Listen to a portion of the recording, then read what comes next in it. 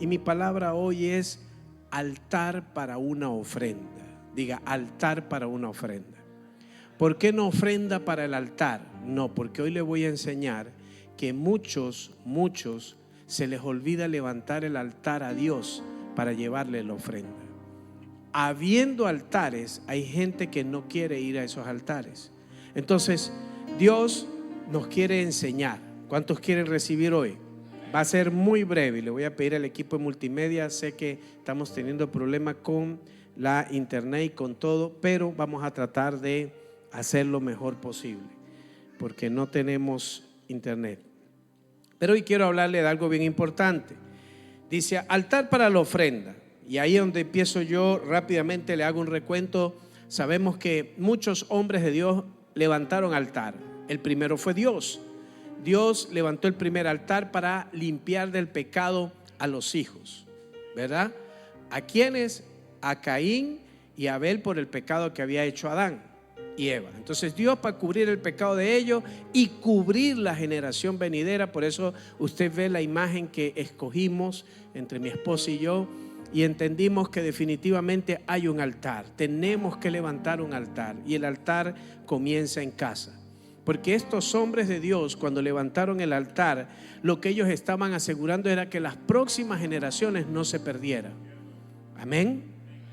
Mire que Dios, eso fue lo que hizo en el acto de sacrificar un cordero, de cubrirlos con las vestiduras del cordero y de la sangre derramarla sobre ellos, era con el fin de simplemente cubrir las próximas generaciones. Pero el pecado es fuerte, diga, el pecado es fuerte. Dice que de allí entró el pecado y se enquistó en el ser humano. Aunque Cristo vino y pagó por todo eso, el ser humano, la mayor lucha que constantemente tiene es en su yo interior. Muchos dicen, no, es que por culpa de este yo pequé, es que por culpa de aquel yo pequé. No, usted pecó porque de su propia concupiscencia fue seducido y fue atraído. Amén. Pero eso es lo que quiero ir llevándolos poco a poco. Entonces, todos estos levantaron altares: Dios, Caín, Abel, Noé, Abraham, Isaac, Jacob, Moisés, los levitas, David, Salomón, jueces, hasta jueces. Y llegó un tiempo de que después de la destrucción del templo por el rey de Nabucodonosor, se tardó un tiempo para poder levantar un altar, para poder poner un lugar donde adorar a Dios, un tabernáculo. Y entonces Dios fue preparando. Pero quiero enfocarme en 3 puntos importantes y quiero que me ponga toda su atención. ¿Cuál, verdad, de todo esto en el proceso? Ahora mire, antes de Moisés escogían un lugar. De hecho se dice que se escogía el mejor lugar o el lugar más alto. Abraham escogió un lugar llamado el Monte Moriah, que es donde supuestamente hoy está la mezquita esa de los musulmanes, es la mezquita de los musulmanes, que está, todo el mundo la ve, que es la cúpula dorada, esa famosa cúpula dorada, porque ellos dicen que allí fue donde Abraham fue a hacer el altar de sacrificio con Isaac. Y por eso es que la iglesia cristiana, los musulmanes y los judíos se están disputando ese terreno. ¿A dónde se va a construir el nuevo templo? Quieren el lugar exacto donde Abraham hizo tal cosa. Y como Abraham es el padre de las 3 ramas, ¿y por qué por los musulmanes? Porque ellos dicen que fue Ismael el que pusieron en el altar. Mire todo el enredo que hay. Entonces quiero enseñarles un poquito para que usted vaya entendiendo que un altar se necesita hacer para nosotros llevar la ofrenda. Y eso es lo que hizo Abraham. Entonces, cuando Dios hizo todo esto, tenía un propósito. Diga, propósito. El altar tiene un propósito. El altar tiene un propósito. ¿Cuál es el propósito? Presentar ofrenda a Dios Padre y además poder intimidar con Él. O sea, todo altar, todo tabernáculo que se hace, esta casa es un tabernáculo. Si usted y yo nos vamos, ¿aquí está Dios? Pregunto, ¿Dios se queda aquí? Dice que no, porque Él no habita en templos hechos por manos de hombre. Mire la inseguridad que tenemos. Dios no se queda acá. Dios se va con usted porque esa es la promesa, que Él estaría con nosotros todos los días de la vida. ¿Cuántos dicen gloria a Dios por eso? Entonces, primero Dios levanta un tabernáculo, o Él quiere que se haga un altar con el único fin, ¿cuál? Que usted tenga intimidad con Él, que usted tenga una relación con Él. Por eso fue que cuando Dios, Noé y todos estos hombres hicieron los altares, recibían la voz de Dios. Y una cosa que le voy a decir, hay gente que dice a cada rato: Dios me habló, Dios me habló, Dios me habló, Dios me habló, pero vemos que realmente no habló a muchos. Y aparte a los que le habló, no fue que todos los días le decía: escribe que hoy te voy a decir, escribe que hoy te voy a decir, sino que tenía un tiempo para irnos hablando, para irnos digiriendo. Yo prefiero que no me hable todos los días, porque si me hablara todos los días, si lo que me dijo hace unos años atrás no lo he hecho, ¿para qué quiero que todos los días me diga cosas? ¿Cuántos dicen amén? Entonces, esa es la realidad. Número uno, entonces, el propósito del altar es tener relación con Él. Número dos, es un punto de encuentro. Diga, punto de encuentro. Diga, punto de encuentro. Tiene que estar claro en esto. ¿Sabes por qué yo quiero llevarlo a usted a esto? Porque es el lugar donde usted sabe que Dios va a llegar. En mi casa, para mí es mi closet. Ahí yo me meto, ese es mi punto de encuentro con Él. Yo me meto allí. Hay días que quiero hablar y le hablo. Hay días que no quiero hablar y le digo: Señor, quiero que me ministre. Hay días que simplemente me meto y quiero escuchar alabanza. Hay días que me meto allí con las escrituras y me pongo a leer y Dios me da. Porque es diferente forma. Pero lo importante es tener el lugar de encuentro. Diga, lugar de encuentro. Número 3, se le da a Dios en ese lugar, en el altar. Se le entrega a Dios lo que más amamos y lo que más nos gusta. Diga, hay. Por lo menos diga, ay. ¿Sabes por qué, iglesia? Porque es que esa es la otra cosa. Pregunto, ¿a quién le gusta el dinero? Levante su mano. A mí me gusta. Y como a mí me gusta, yo tengo que darle a Dios lo que a mí me gusta. Porque es que Dios es tan bueno que sabe que me gusta y me lo da. Pero después Dios dice: dámelo. Y entonces estamos como el niño: no te lo doy. Y ahí lo escondemos. ¿Pero quién te lo dio? Si le decimos al niño: no sea egoísta. ¿Y nosotros con Dios cómo somos? Cuando Él nos da todo y nosotros estamos ahí peleando por un caramelo, cuando sabemos que Dios tiene la tienda de los caramelos y que puede decirnos un día: hoy all you can eat. Todo lo que te quieras comer, entra y agarra. Pero ahí estamos, como esa ¿quién es el que no afloja? Como el monito ese cuando lo quieren atrapar, que le hacen poner una fruta dentro y le hacen meter la manita y no suelta la fruta y no suelta, y ahí lo pescan. El mono, ¿verdad? Entonces estamos en eso. Y dice, ¿qué es un altar? Es un lugar de muerte y de holocausto. ¿Por qué es un lugar de muerte y holocausto? Porque allí es donde lo entregamos todo y decidimos morir aún en cosas para que Él viva en nosotros. ¿Cuántos dicen amén? Póngame atención porque no quiero que se distraiga. Después dice: ay, pastor, y le advierto, hoy no hay internet, así que se está grabando y eso va a quedar privado. Pero ponga atención. Porque si usted dice: no, después lo vuelvo a ver en internet. Bueno, hoy no hay internet. Y número 5, también es el lugar de provisión. Diga, lugar de provisión. No, pero con ese ánimo. Vamos, iglesia, ya la tormenta pasó, estamos con día soleado. Diga, gloria a Dios, ahí viene el tiempo de la provisión. Entonces, número 5 es un lugar de provisión. Lugar de provisión. Mire lo que dice en las escrituras para que usted pueda entenderlo. Génesis 22:5 dice esta palabra. Génesis 22:5, hijo, creo que esa no estaba, sí. Y tampoco va a funcionar. Bueno, saquen su Biblia para que hoy el Señor quiere que dejemos la vagancia, leamos la Biblia. Génesis 22:5. Y mire lo que dice Génesis 22:5. Eso está poderosísimo. Entonces dijo Abraham a sus siervos: esperad aquí con el asno, y yo y el muchacho, dice, iremos. ¿Qué dice? Iremos. Número 2, dice, iremos hasta allí y adoraremos. Ahora diga, adorar. Primero fue, después fue adorar. Y dice, y volveremos. Diga, volveremos.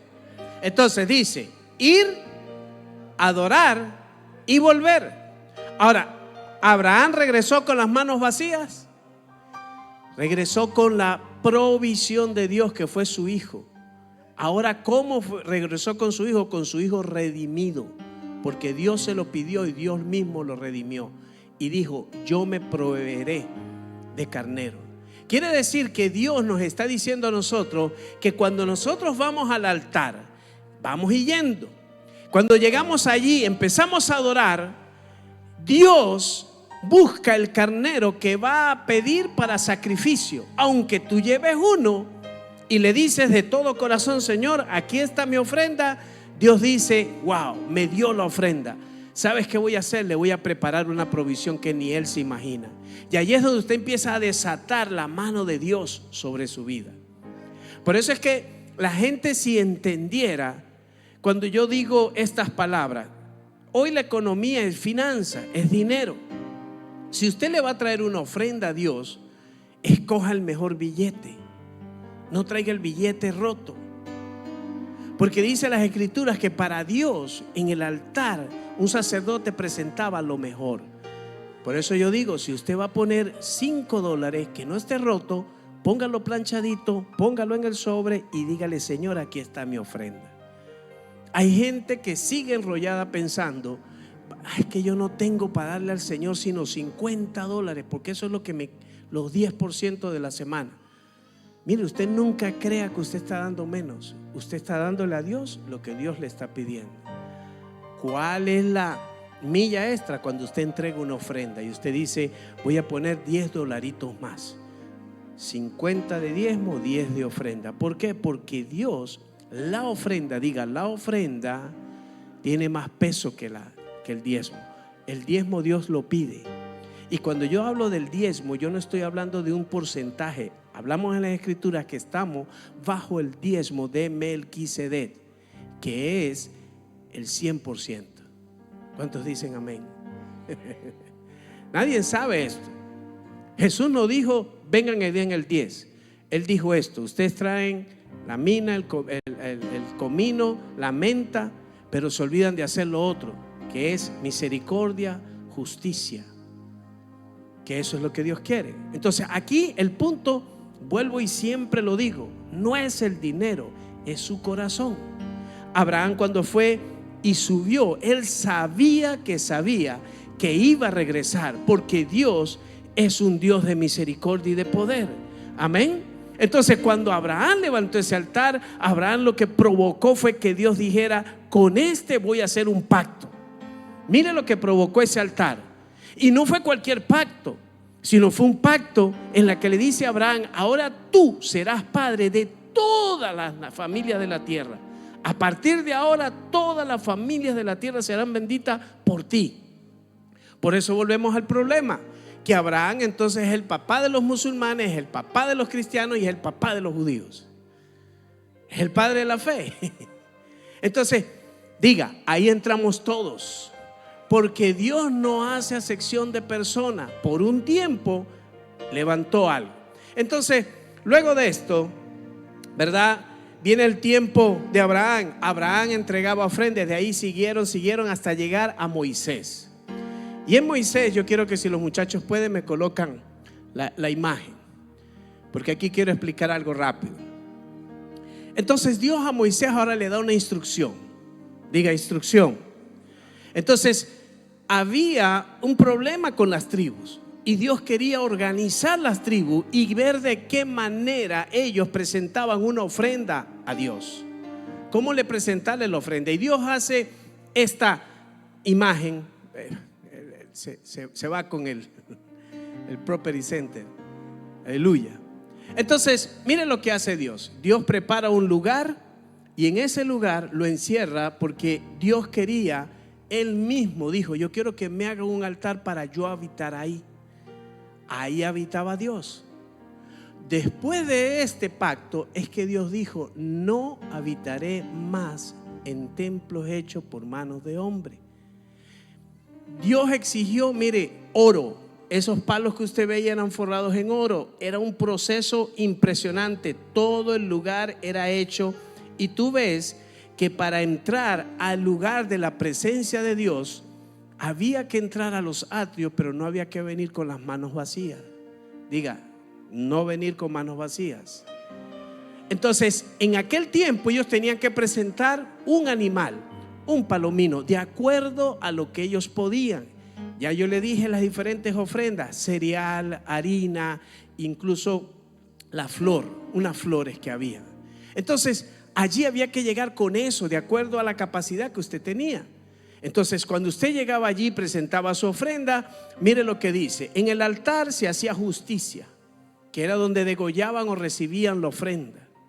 Después de allí pasaba al área de paz, que era donde la sangre era vertida en el otro lugar, y de allí seguía entrando hasta entrar en un lugar llamado las tres puertas. ¿Y por qué las tres puertas? ¿Quién dijo yo soy las tres puertas? ¿Cuáles son las tres puertas? Dijo: yo soy el camino, yo soy la verdad y yo soy la vida. Cada puerta en ese tabernáculo final, el pequeño, hay tres puertas y tienen ese nombre. ¿Qué es lo que Dios quiere representarnos en esto? Que es Cristo el que nos puede dar acceso al Padre, hasta llegar al lugar santísimo. ¿Qué es el lugar santísimo? El último lugar donde estaba el arca del pacto, y allí Dios descendía. Dice que en la noche columna de humo, de fuego, y en el día columna de humo. Ahí veían el mover de Dios, y Dios habitaba en ese lugar. Pero Dios, ¿verdad? Dice, Dios allí conocía al siervo. Mire qué dice: en el primer proceso, conocer al siervo de Dios como siervo. ¿Por qué? Porque venía a presentarse. Después viene, se me va, Dios mío. Después viene adoración y el cuerpo. Después viene justicia, después viene paz. Cuando usted entra por la primera puerta, su alma está redimida, porque dice que la palabra que nadie con pecado puede ver a Dios. Dice: sin santidad nadie verá al Padre. Entonces después seguimos, ya que nos hace la justicia, llegamos a tener vida en el Espíritu. ¿A través de quién? De Cristo. Y cuando usted sabe que su papá lo recibe, ¿cómo se siente usted? Lleno de gozo. Ese es el problema de la iglesia, que como no tiene identidad de hijo y anda huérfano, no siente gozo. Todos tenemos que saber que tenemos papá en los cielos que pelea por nosotros. Amén. Dice las escrituras que aunque papá y mamá te dejen con todo y eso, Él te va a recoger. Entonces el propósito está en habitar en medio de su pueblo. En el capítulo de Números 2 explica cómo. Y pásame la otra diapositiva. Porque Dios lo que quería ahora, escogió a ese pueblo, y con ese pueblo Él quería tener un trato. Él quería venir y hacer un trato con Él. Y Dios le dijo: ahora yo habito en medio de la alabanza de mi pueblo. ¿Y qué le dijo entonces a Moisés? Distribúyame las tribus alrededor. Si usted ve el punto central, estaba el tabernáculo. Esa que dice 1, 2, 3 y 4 era la tribu de Leví, que era distribuida en 4 niveles sacerdotales. Y después venían las otras tribus, que son las de Judá, las de todas las demás. ¿Y dónde estaba? Alrededor. ¿Y qué hacía Dios? Que Él dijo: yo habitaré en medio de la alabanza de mi pueblo. Hoy este lugar está en medio de gente, y ojalá y toda la gente que está alrededor de este lugar pudiera entender esto, de levantar una alabanza y una adoración al Padre, y ver que en los días difíciles Dios nos va a guardar. ¿Cuántos dicen gloria a Dios? Mire, aquí hay un testimonio. Juan Carlos y Iris al lado de su casa cayó un árbol gigante. Pudo haberle caído encima y no le cayó. Amén. A Luisito le cayó un palo y a Petra, pero no le hizo daño a la casa. Y no estaba nada pequeña. Entonces, cuando ponemos a ver que los que sirven a Dios tienen algo especial para Dios, tu servicio es alabanza a Dios. Todo esto representa alabanza a Dios, adoración a Dios. Entonces, eso es levantar altar. Cuando tú tienes un altar en tu casa, Dios va a proveer, Dios va a estar con nosotros. ¿Cuántos dicen gloria a Dios? Mire, nosotros hemos aprendido, mi esposa y yo, estamos sin luz, cantamos con nuestra voz. Ahí es donde yo aprovecho y me desato. Ahí si nadie me dice se fue de tono ni nada, ahí yo me vuelvo loco. Ahí se me van los gallos, pero es para Él. Como dicen por allá en el tiempo aquel que cualquiera se subía a cantar y decía: no, es que yo no canto para usted, hermano, yo canto para el Señor. Y ¡aleluya! Y esos gritos, ¿no? Que feos. O sea, zapatero a su zapato, ¿verdad? Pero yo ahí en mi casa yo me desato. En mi closet yo me vuelvo loco con el Señor. Le digo: Señor, recibe mi alabanza, ponte tapones en el oído para que no te aturda. Entonces, pasó el tiempo y Dios movió el tabernáculo. Por desobediencia de su pueblo se dispersaron las tribus. Y David vuelve a encontrar el arca en 2 de Samuel 6. Dice que se la quitó a los filisteos y la colocó en una tienda llamada tabernáculo, pero que no era este tabernáculo. Ponme la otra foto. No, para arriba. Esa. Entonces mire qué sucede.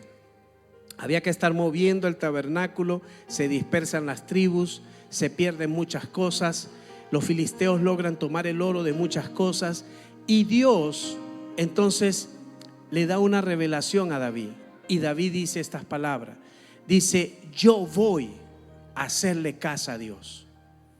Pero Dios le dijo: tú no me vas a hacer casa, porque en ti se ha derramado mucha sangre.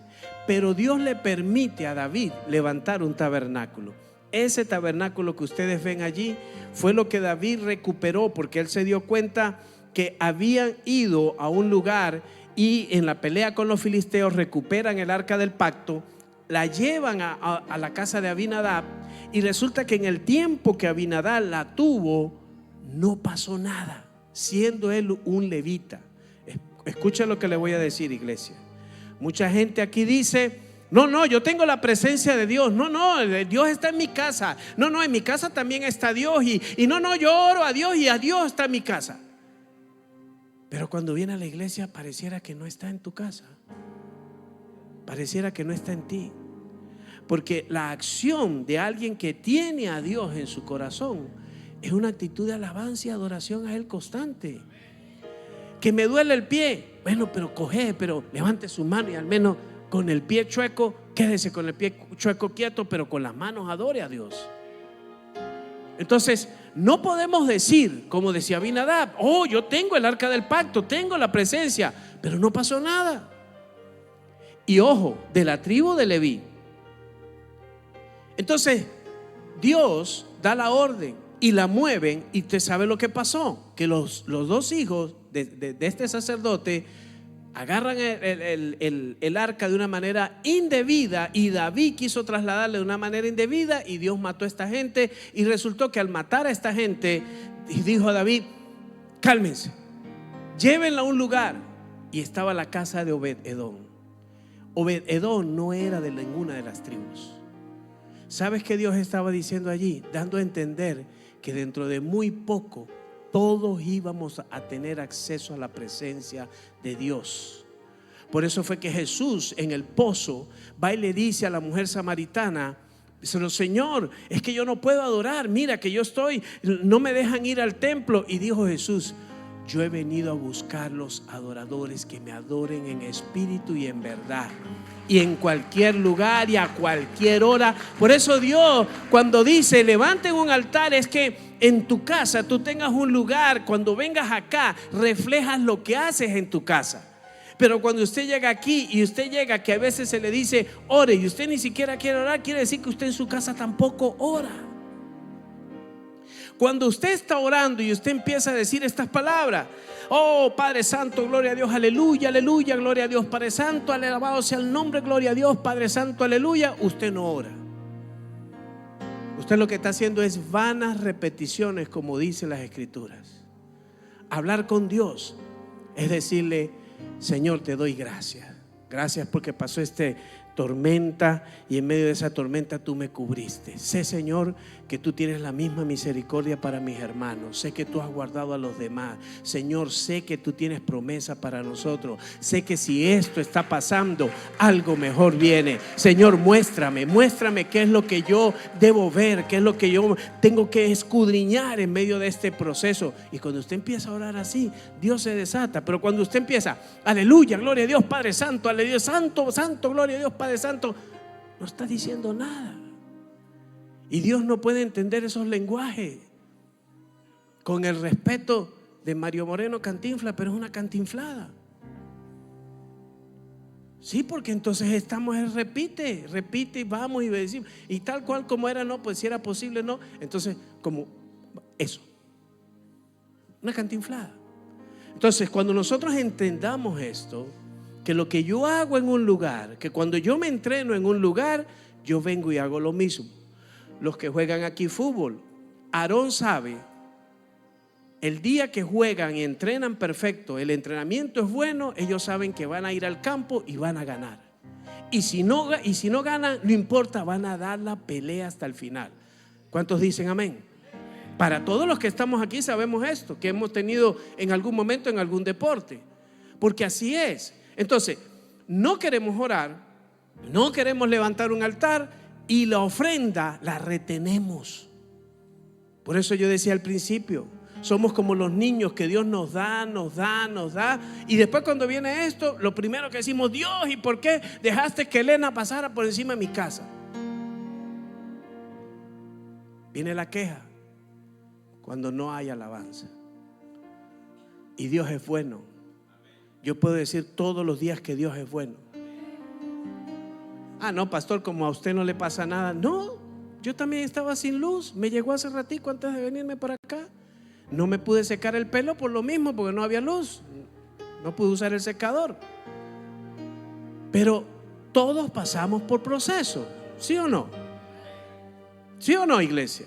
Entonces, no digamos excusas, porque mire, yo puedo decir: está bien, hay situaciones, no se pudo llegar, ¿no? Está bien. Incluso, si usted no tiene agua, venden ahí en Walmart unos pañitos húmedos. Hágase el baño francés. Usted se limpia con los wipes y después se echa perfume. No me miren así, iglesia. No me miren así. Yo lo he hecho cuando tenía que dar casa de paz en Jackson. Llegaba corriendo del trabajo y no daba chance más, y el baño vaquero, guac, guac, vámonos con perfume, y ahí, peinadito, llegaba siempre, sí. Pero esto es lo que Dios habla de un altar. Levantar un altar para llevar mi ofrenda. Cuando usted viene acá, usted viene a un altar. ¿Cuál es la bendición del sacerdote de la casa? Cuando trae la ofrenda de su esposa y de sus hijos, porque eso es ofrenda para Dios. No, pastor, es que los hijos no los vamos a sacrificar aquí, pero es que los niños no pueden venir solos. Y más triste, ¿sabe cuándo es? Cuando su hijo tiene un propósito en Dios y usted como padre se lo corta diciendo: la hermana me miró feo, me voy de la iglesia. Y tus hijos tampoco van a la iglesia. Le estás abortando que tu hijo dé la ofrenda que Dios le dijo que le diera. Mire cómo es esto, iglesia. Pero aquí hay gente que no piensa en nada de esto. Cree que todo esto es un juego. No, pues no voy yo, no van mis hijos.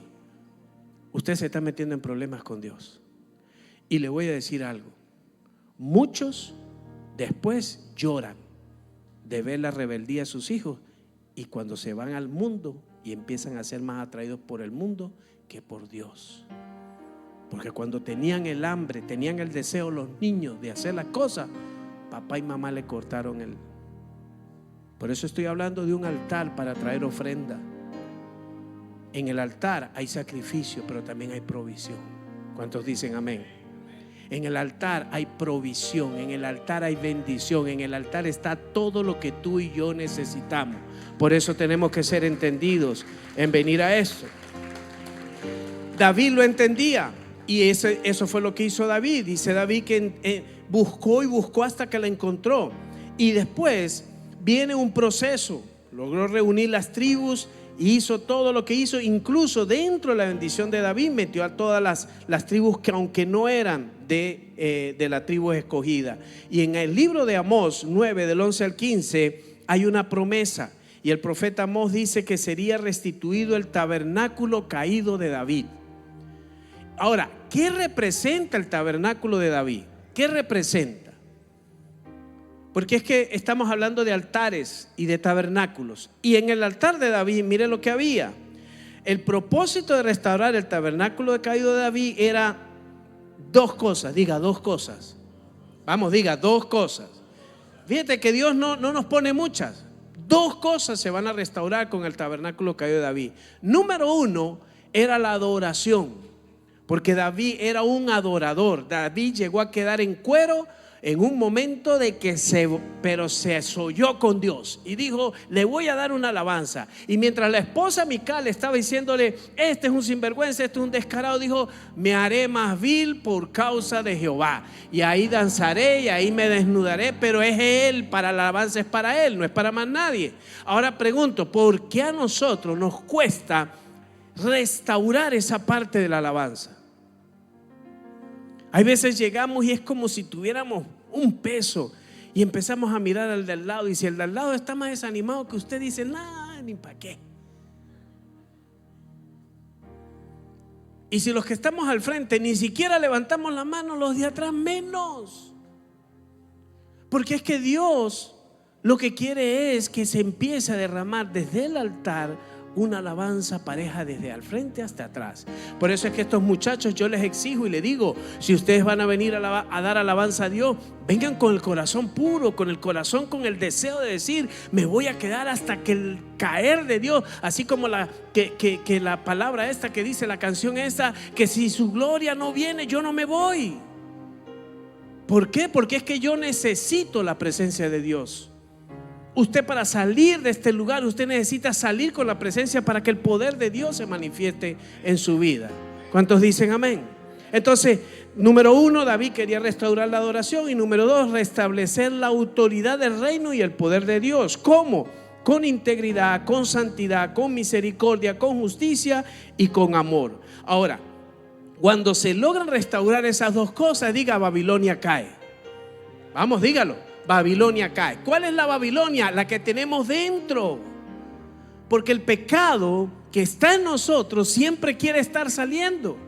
Pero cuando no hay un altar donde tú lleves ofrenda, por eso es que Babilonia se entrona en tu vida y tú terminas diciendo: es más fácil quedarse en Babilonia que ir a la casa de Dios.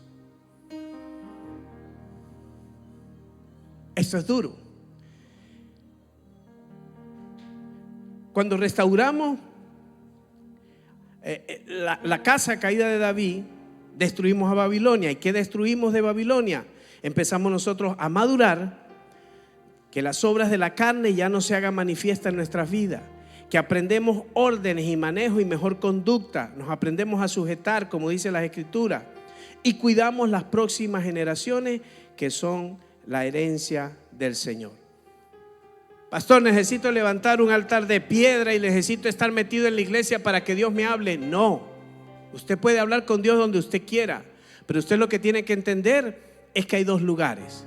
Hay un profeta, y estoy buscando las Escrituras y no la encontré, porque tenía una planta y la planta se me acabó la gasolina y me apagó la computadora y perdí la prédica y volví a empezar a hacer la prédica.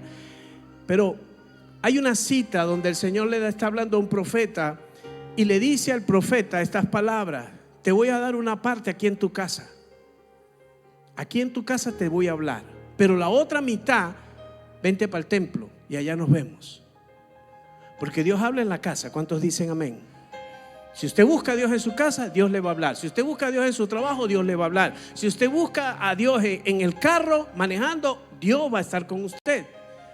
Pero Dios dice: es en el templo, Es en el lugar donde están todos los hermanos juntos en armonía que Dios desata algo maravilloso de Dios.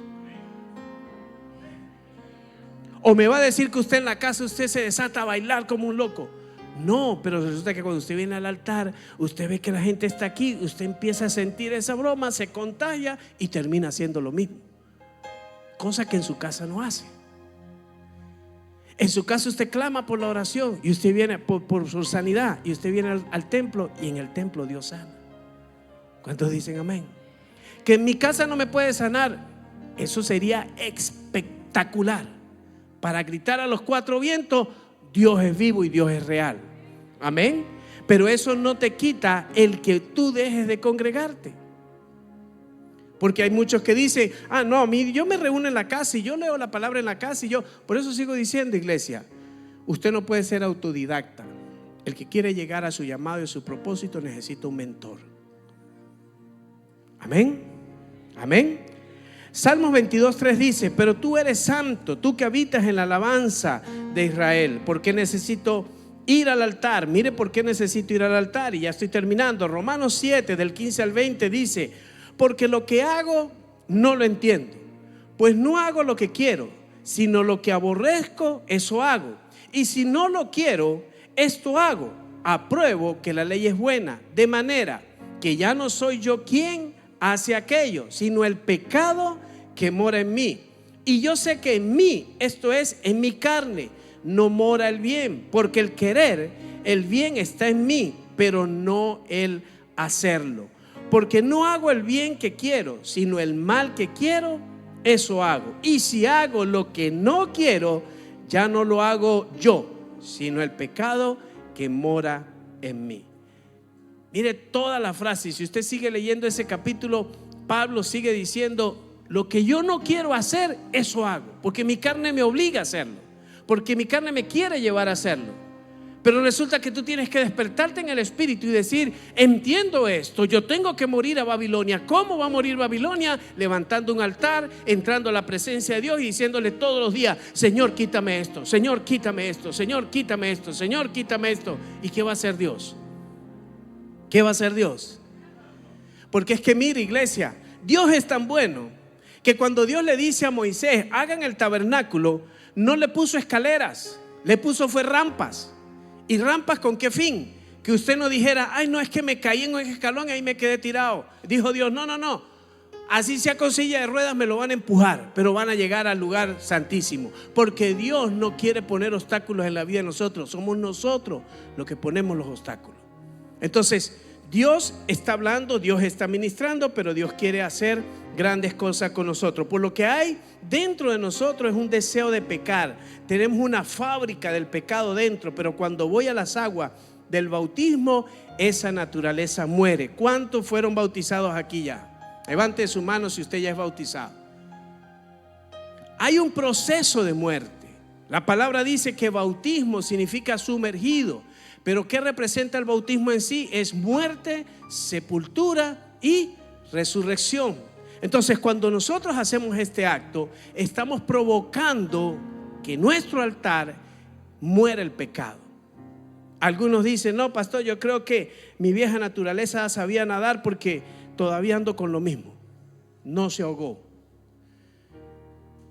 Pero es porque usted no levanta altar. Cuando no levantamos altar, la naturaleza pecaminosa vuelve. Y las escrituras es bien clara cuando dice, las escrituras cuando dice estas palabras: cuando tú limpias la casa, el demonio sabe que está limpia, y cuando la ve adornada, limpia, dice que regresa con 7 amigos más. Por eso es que mucha gente no lo entiende. Pero hay otros que quieren quedarse entonces con el demonio y dicen: no, mejor entonces no voy a la iglesia, no me saco ese demonio y mejor me quedo con el demonio que tengo, que a la final es uno. Así dice más de uno. O sea, no tienen ¿cómo diría yo? El carácter, tener esa fuerza espiritual para decir: ya me cansé del pecado, tengo que salir de esto. El Señor es mi redentor. El Señor ya me limpió. El Señor ya me purificó con su sangre. Señor, yo necesito que tú me termines de purificar en alma, espíritu y cuerpo, en mi mente, en mi corazón. Porque esto es lo que nosotros necesitamos provocar, iglesia. No estamos jugando. Diga, yo no estoy jugando. Mateo 5, del 14 al 15 dice: vosotros sois la luz del mundo. Una ciudad sentada sobre un monte no se puede esconder, ni se enciende una luz y se pone debajo del almud, sino que el candelero y alumbra a todos los que están en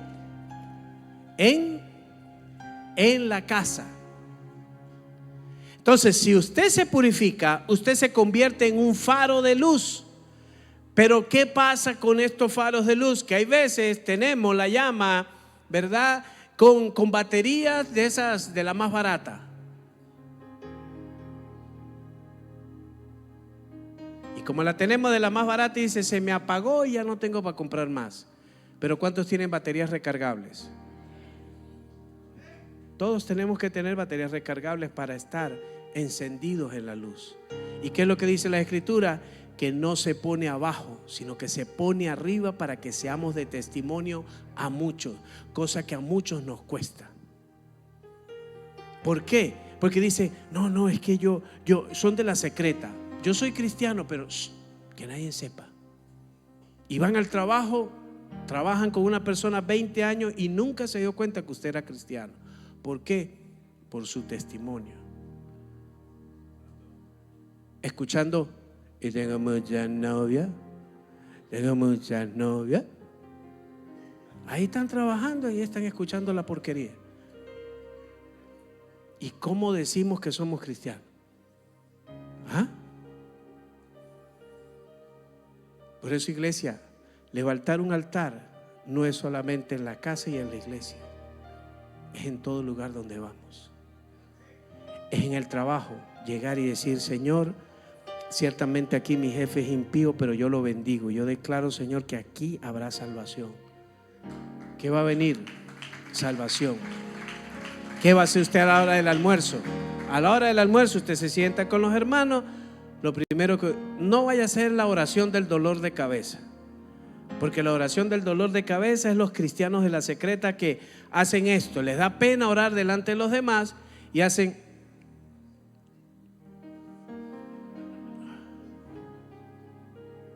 y destapan el lonche y empiezan a comer. Nadie sabe que oró. La oración del dolor de cabeza, eso le da el dolor.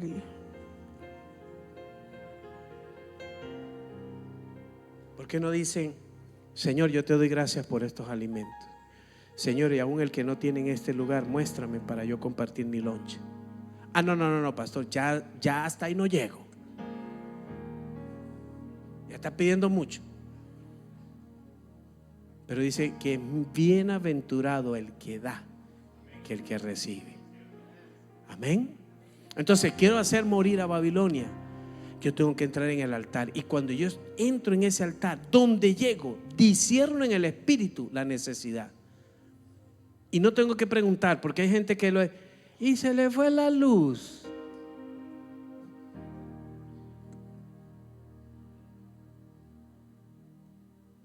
Le ven la llanta punchada y se le punchó la llanta.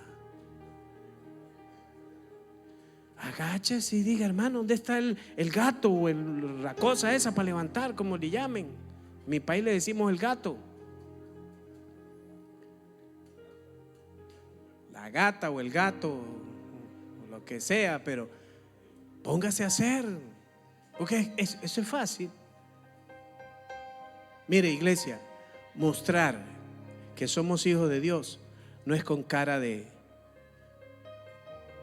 monje tibetano. No, mostrar a Dios y mostrar que somos hijos de Dios es con acciones. Es donde hay la necesidad, ahí vamos a estar. Donde alguien tenga una necesidad, no le pregunte a alguien: ¿ya comió? Llegue con la comida. Hermano, mire, yo sé que usted se le fue la luz, no tiene qué comer, tenga, aquí está. A mí me llevaron ayer pancito, gloria a Dios. Jamón y queso también. Eso es lo que se trata. No es decir, ay, pobrecito el hermano, se le fue la luz, el agua y no tiene dónde dormir. Bueno, si usted tiene un cuarto de sobra, hermano, véngase acá a la casa.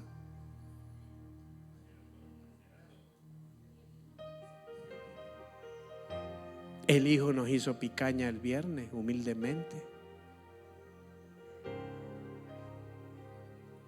Por eso es que yo digo, Dios es bueno. Porque cuando sabe que uno está en una necesidad, Dios abre la puerta. Dios abre la puerta. Por eso es que ir al altar de Dios, hay que estar seguro que la provisión está. Yo no tengo generador, pero aquí Francisco, el supervisor, me dijo, pastor, yo tengo uno. Es más, no, se lo doy, llévelo. Con eso estuve, la pasé mejor.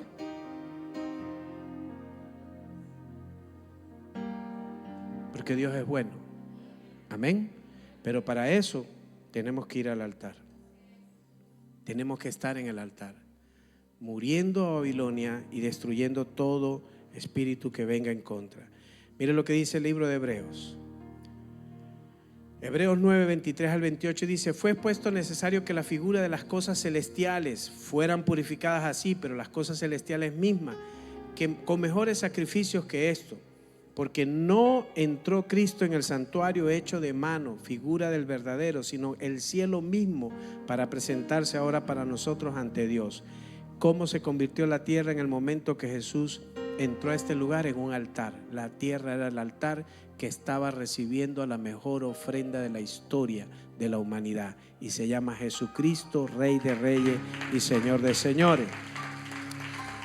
De otra manera le hubiera sido necesario padecer muchas veces desde el principio del mundo, pero ahora en la consumación de los siglos presentó una vez y para siempre el sacrificio de sí mismo para quitar de en medio el pecado, y de la manera que está establecido para los hombres, que muera una sola vez y después de esto el juicio.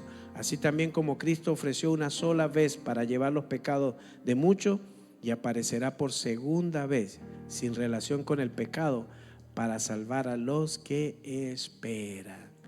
¿Cuántos dan un gloria a Dios? ¿Cuántos esperan al Señor?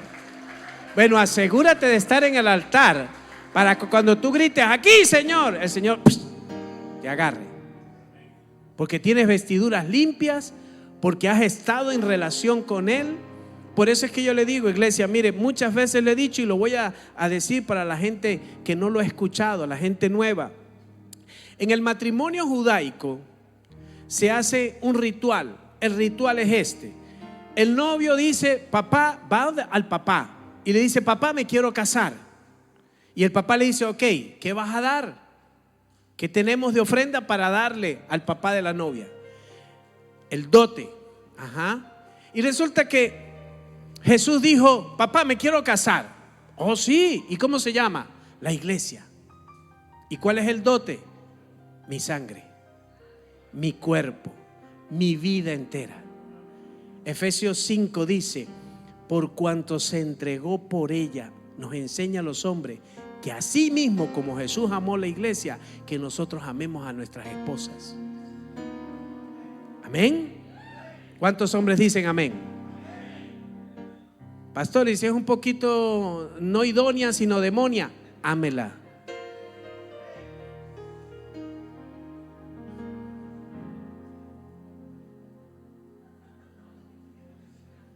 Oye, esas risas ya como que me están asustando. Gente, como que hay varias por ahí medio con los chuquis adentro. ¿Qué?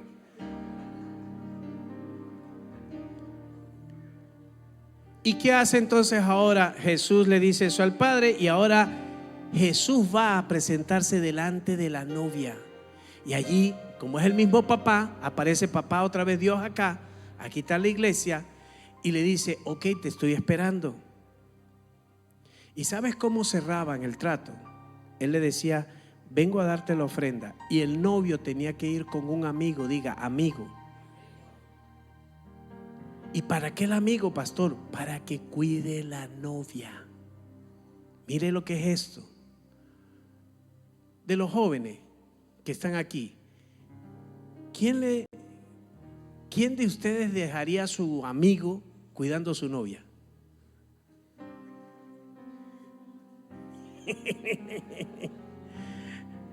Alguno dijo, mire que las vacas vuelan, voy a poder yo comer, a cuidar samuro a la carne. ¿Ah? Pero mire lo que hace Jesús. Se trae al amigo, se presenta ante el padre, le dice, quiero casarme con su hija. ¿Y sabes qué le dice el hijo? Tiene que prometer que va a ir a hacerle casa donde va a tener a la esposa. Cristo declaró estas palabras: ahora subiré y prepararé morada. ¿Para quién? Diga, para nosotros, que somos su novia. Amén. Amén.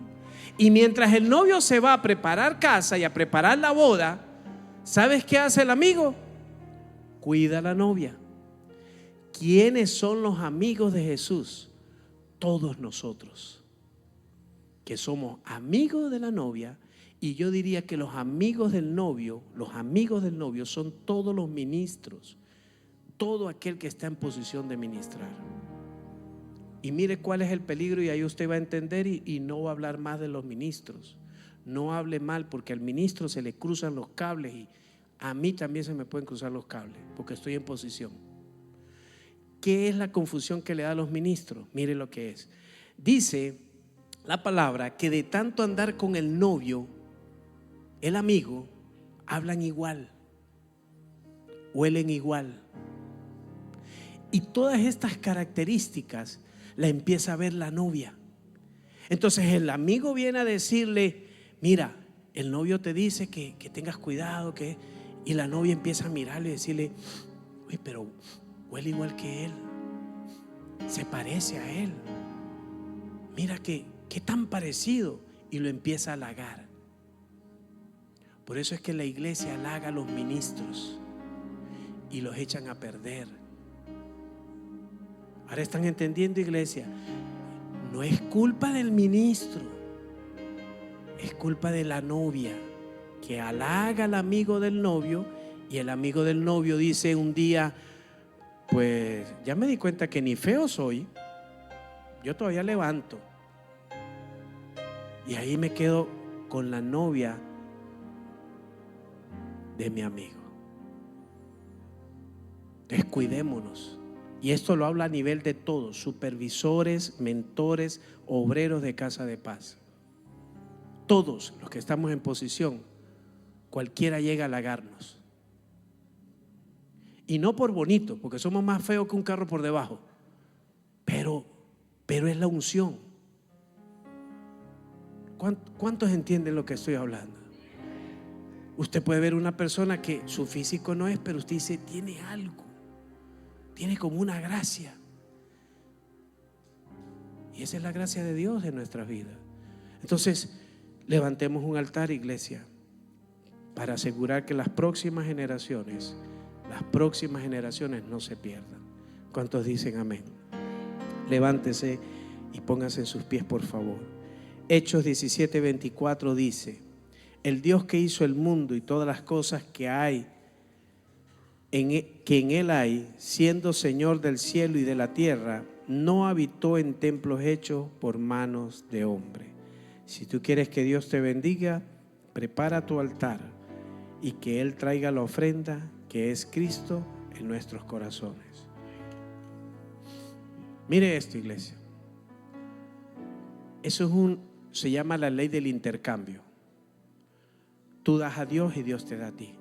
Eso es una ley. Cuando alguien viene y da su vida y lo pone en el altar de Dios, ¿sabe qué hace Dios? Dios le trae una ofrenda, porque dice Dios, allí está un tabernáculo, ahí yo voy a habitar. ¿Y qué dice Dios? Trae a su hijo y le dice al hijo, habita ahora dentro de él, porque ahora él se convirtió en mi tabernáculo, en mi altar. ¿Cuántos dicen gloria a Dios? Yo quiero que oremos y le voy a pedir por favor que me pongan atención todos, quietos todos, por favor, poco movimiento. Cierre sus ojitos, sí, y vamos a declarar la oración. Padre, te damos las gracias por perdonar mis pecados, porque sé que mis pecados me separan de ti, pero hoy me arrepiento y reconozco que Jesucristo es mi Señor Él es el camino, la verdad y la vida. Y hoy, Señor, entiendo que es por Él que yo puedo llegar a ti, Padre. Te doy gracias.